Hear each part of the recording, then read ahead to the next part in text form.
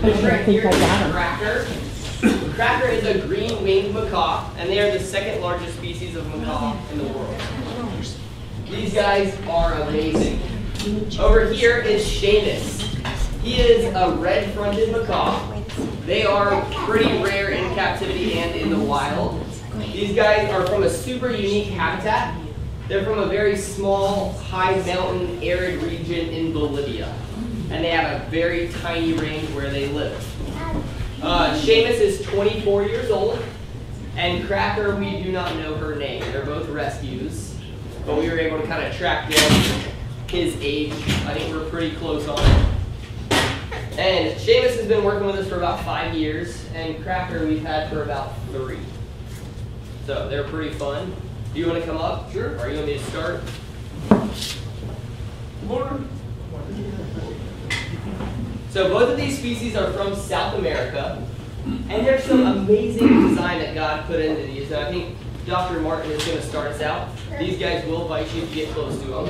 They do not like anybody but myself. Can you step up? Yeah, and you know, these macaws, they can live 70, 80, 90. I mean, you have to put them in your will if you own them. Because they're not outliving you most of the time. And they also have some special cells, 5 of them, they're called lipochromes. So their colors are not diet dependent. They make their own colors, like a flamingo, okay? They're pink, but if they don't eat the right food, they go kind of gray. So their color is diet dependent, whereas these aren't. Another thing about these macaws, they can eat these poison berries, okay, in the Amazon. And they'll eat they'll fill up their tummy with these poison berries, but the poison berries are going to kill them. So what are they going to do? Now, remember what Michael said, don't anybody reach out and try to pet it, or it'll eat your finger, okay? They can snap off a broomstick almost. And so they eat these poison berries. Now, if the berries are digested, they're going to die. So what do? When they eat the poison berries, they then fly over to some clay banks along the Amazon. And they know which ones to go to, and they eat the clay. And the clay detoxifies the berries. So what do the evolutionists say about that?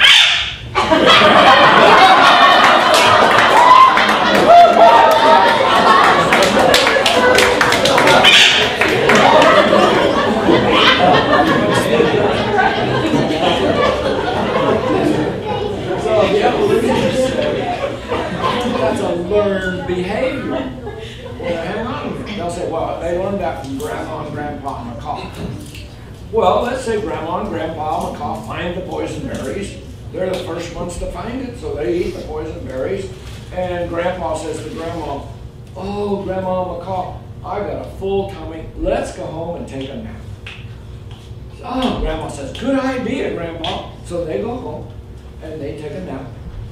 And they never wake up because they have a tummy full of poison, okay?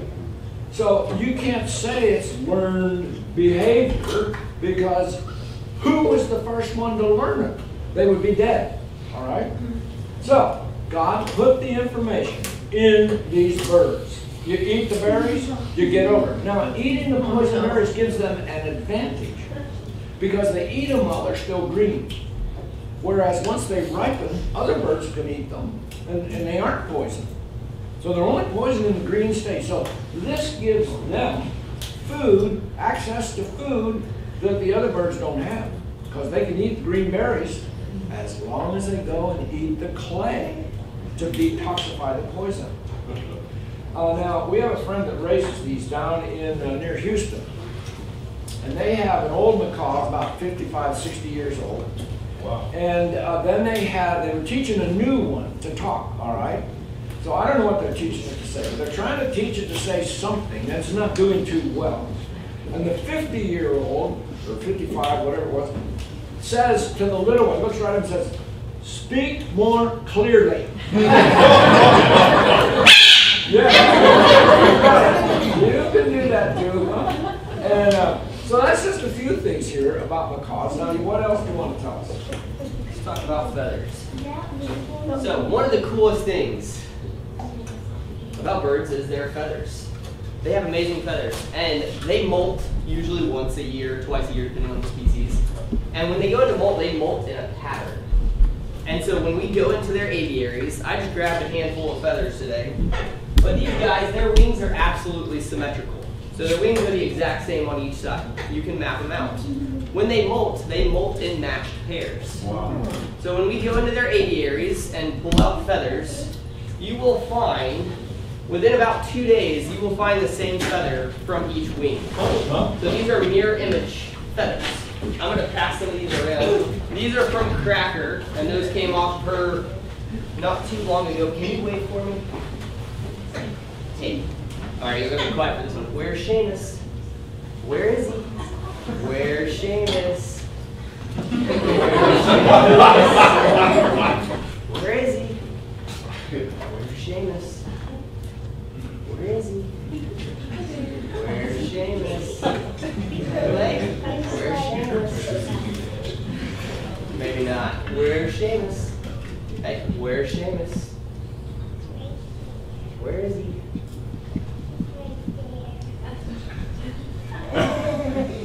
Peekaboo!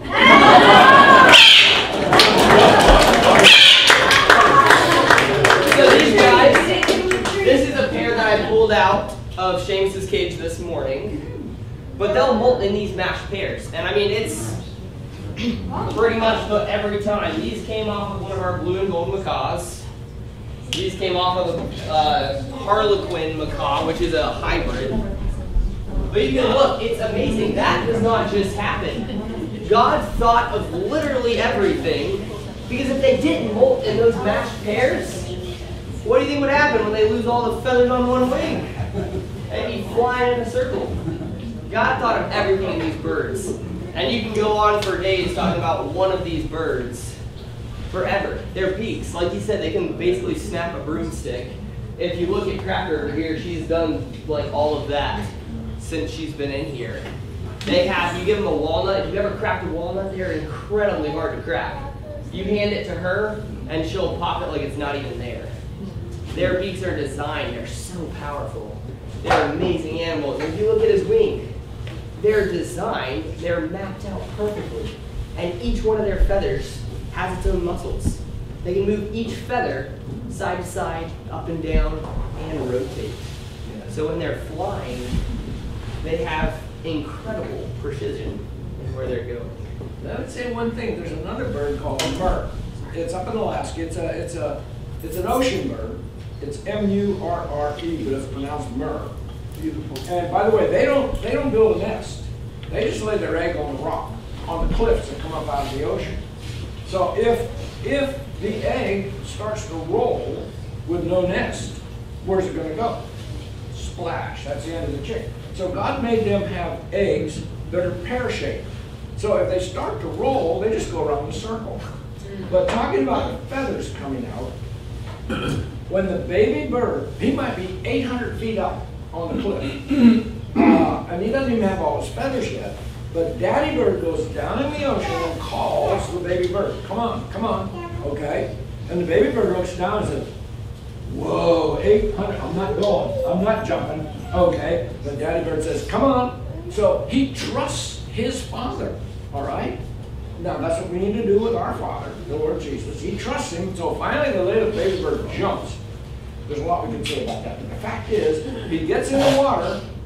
Now what if he's a spoiled brat baby bird? Okay? And about 2 days later, daddy says, I'm done with this kid. I'm out of here. And he wants to fly back to mama. He can't do it. Because as soon as the baby bird hits the water to be with daddy, the daddy bird molts it. You guys don't argue with him. He does. He molts all his flying feathers, so now he can't fly. And it takes him about 30 to 45 days to grow all his feathers. That's just enough time to teach the baby bird how to catch fish, and the baby bird's feathers all grow. So the daddy bird and the daddy raises the baby bird in the water. And so that's a lesson for us. We need to listen to our Heavenly Father when He tells us things, and sometimes it takes us out of our comfort zone. Yeah. Jump. No, God, I don't want to jump. Yeah, jump. Okay, so we have to trust Him. So anyway, I thought that's fascinating. That little, God said, like Michael said, God thought of everything. So He made it so the daddy bird can't fly up to the nest to see mommy bird until he gets baby bird all ready to go by himself. Because daddy bird lost his white feathers. What bird is this again? That's a murre. M-U-R-R-E. Murre. Murre? Yeah. You want to tell them how far they dive? Yeah, they can dive like 250 to 500 feet deep and come right back up. But anyway, all right, tell us some more. Yeah, so these guys are really cool. Cracker right here, in captivity, if a bird gets stressed, these are highly intelligent animals, and they need a lot of stimulation, and they bond really hard. So when she came in, she was in a really tiny cage. It was probably 2 feet tall, by like 1.5 feet by 1.5 feet, with another macaw. So she came out of a pretty bad situation, and she was stressed. So she's pulled out all of her feathers, and they'll like self-mutilate. So they get stressed, and they'll pull those feathers out. And she's done it so much on her chest, she's damaged the follicles, and they won't grow back. So she'll be naked forever. And when they do that, she has a few coming in, but they also create a habit like biting your nails. So that habit, once it's formed, it's extremely hard to break in a bird. And so typically, she'll continue to kind of nip at her feathers and pull some of them out, even though she's a pretty happy bird. You guys ready for our next guest? Is there anything else you want to talk about, Claus? No, that's good. Let's see something else. All right. Can we pull that one? So this, no, unfortunately. So this is Alex the owl, and that is O-W-L-E-X. That is Alex. And Alex is a Eurasian eagle owl. They're one of the largest species of owl in the world. Wow. And they are incredibly designed. I know you wanted to talk a little bit about the owls. Would you like to start us out? Sure. Well, you want to say one thing for it, and then I'll start saying some of this too. Yeah, so these guys are amazing. Does anybody want to guess how much Alex weighs? 40 pounds. 10 pounds, 40 pounds, 16 12 16, 16. About 10. 5. 10, right there. Alex weighs 5 pounds. Oh my God. So they are incredibly lightweight for this big of an animal. Incredibly powerful animal. Alex has about a 5-foot wingspan, and a female can get about twice his size. He's not a particularly big boy. So you get a bird that's twice his size, they can have like up to a 7-foot wingspan. Alex is about 5. And these guys are perfectly designed to do what they do. These little guys on top, these are called ear tufts. They have nothing to do with hearing. They're more of a mood indicator. So you can tell what kind of mood he's in by where he places these little ear tufts. If he gets mad, he'll slick him down, lay him down, and you can tell that he's grumpy. When he's excited or in a good mood, he'll leave him standing up like this, kind of in that neutral position. They also will kind of aid in camouflage to break up their shape when they're sitting in a tree. Their eyes, they have really big eyes. I don't know what you're talking about. Okay, well, the eyes, yeah. Notice how his head goes all the way around. Owls can't adjust their eyes, okay? Their eyes will look straight ahead. So they see, and it looks like it goes now, it doesn't go all the way around, but it's pretty close. So they have a different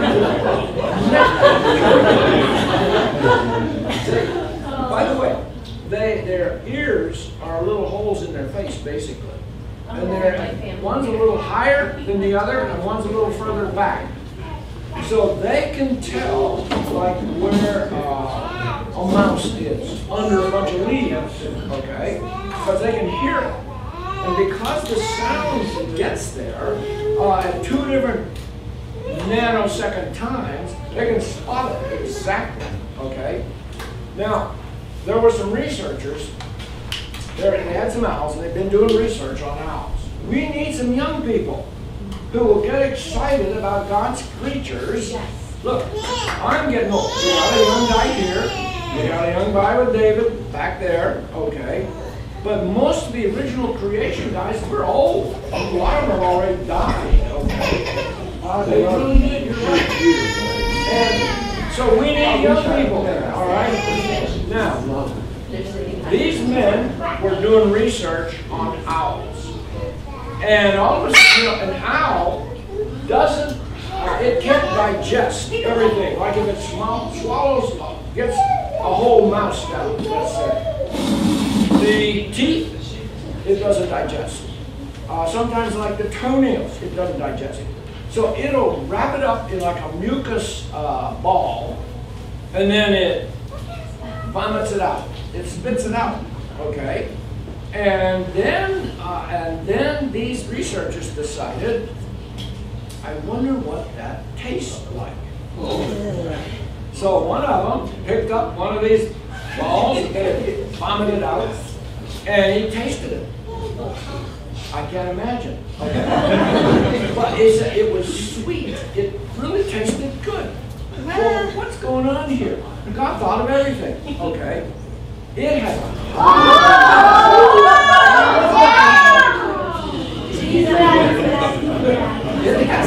high acid stomach. Okay.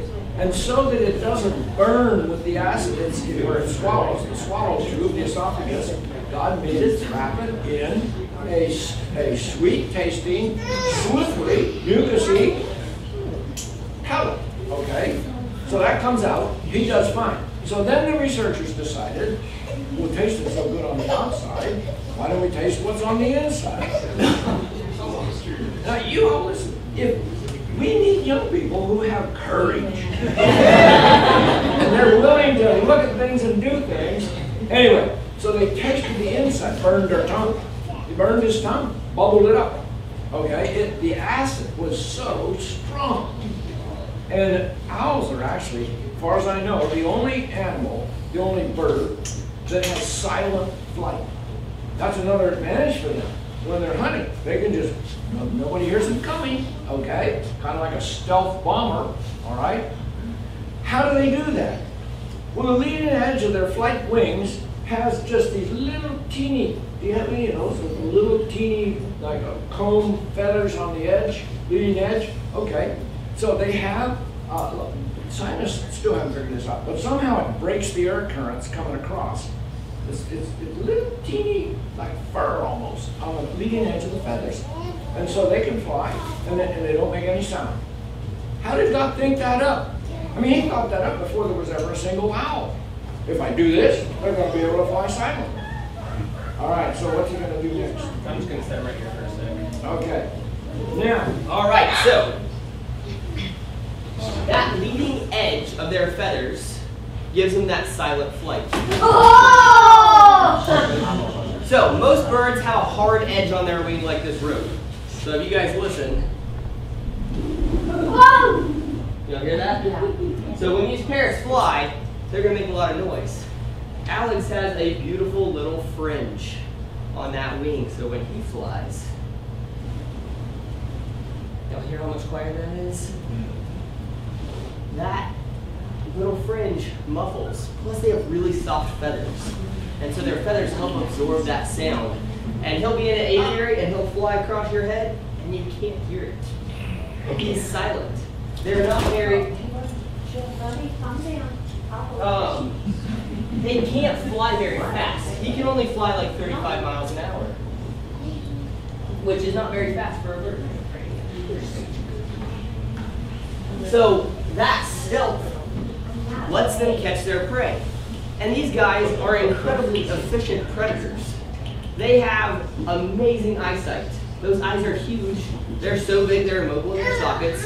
Gives them amazing low light vision and just incredible vision. You'll see, we'll be like in the big top, he'll be staring at the back of the tent and you'll see him start going like this. And that's how they get depth perception. And you'll walk to the back of the tent and they'll be like an ant crawling up the wall. And he's like, what is that, you know? Crazy good vision. It's incredible. They have that silent flight, which is probably my favorite feature on an owl. And then his grip strength is 8 to 10 times the average human. With 800 pounds per square inch. You don't understand what that's like until an owl grabs you. He's very sweet, he's never grabbed hard. But we've had smaller owls that were not happy grab. This is 3 layers of cowhide. It's an eagle glove. My wife was handling a great horned owl, and it bruised her hand through the glove. And when they grab on, you cannot get them off until they decide, I'm gonna let you go. Incredibly powerful animal. And these guys, in my opinion, they always have that wise old owl. They're not one of the smarter birds of prey. They're kind of that dumb jock, if you ask me, that is so perfectly designed for what they do, they don't really need to be able to figure it out. They are incredibly powerful visual predators. These guys will take anything from a small rodent to a fox or a small deer. Or They chihuahua? can take down some big prey. Will they pick up a chihuahua? Oh yeah. Oh yeah, no problem. So what's my time? My watch is on my left hand, which is Hey, Michael. yes sir. He's soaring away, and the wind changes a little bit. So let's say he lifts the leading edge feather 3 degrees, turns it 1 degree, but that means the wind is now off on all the other feathers. So now he has to adjust all those other feathers, okay? But the thermal is doing all the hard work holding him up. Well, remember one time, Peter's in prison, and he's chained, all right? And the angel comes down to the prison, and the chains fall off, and then the angel says to Peter, Peter, put your sandals on. And you're thinking, what? I mean, if he can make the chains fall off, why can't he make the sandals go on? Because you see, there's some things only God can do, but there's some things he expects us to do. One of those is to put our trust in Jesus as our Savior. Yeah. Okay? So anyway, yeah, those feathers are fascinating, the way God did all that. I listened to one keeper who has Eurasian eagle owls, and she said she lives up north, and she was like, the only time I've ever brought my bird in is because it was negative 35, and I was worried. They were like, the bird was fine. And he's like, I just couldn't sleep because I was worried about my bird, so I brought him in. So they can survive in a lot of different habitats. They'll be up in Siberia, down into like northern Africa. So very widespread, adaptable species. And when they get cold, they'll fluff up, and they'll trap that heat in those feathers, and it'll warm them up. When they get hot, they'll put them down and push all that air out, and it helps keep them cool. So God truly did think of everything. As you saw, those feathers are really lightweight and really strong and flexible. It's like a foam-filled tube with a built-in Velcro. We don't have time to go into that, but so they can zip them back together if their feather gets messed up. They just zip them right back together as they're preening. Really, really amazing design. When you actually start to look at the details of stuff, a lot of times we kind of look surface level, I think. We're like, oh wow, like, oh that's a cool bird, like, but when you actually look at a feather, there is no way it evolved. It could not happen by a mindless process at all. It could not evolve from a scale. It is a designed feature. Each feather is differently shaped. When you look at the flight feathers, they're super asymmetrical. That short is the front end of the feather where the wind goes over. Just, yeah, I don't want to cut into your time. Well, he passed away recently. Well, Answers in Genesis has a wonderful DVD through Answers in Genesis, looking at the feathers under a phase electron microscope, and you can see all the little hooks and eyes, and they really, they just hook things up, barbs and barbules, and then even smaller hooks and eyes. It's just incredible design on those feathers. And so you see, as Michael mentioned, you see them preening, running their beak, and they're hooking all those little hooks and eyes back up again. Okay, they know how to do that. It's amazing, just amazing. We're supposed to stop it.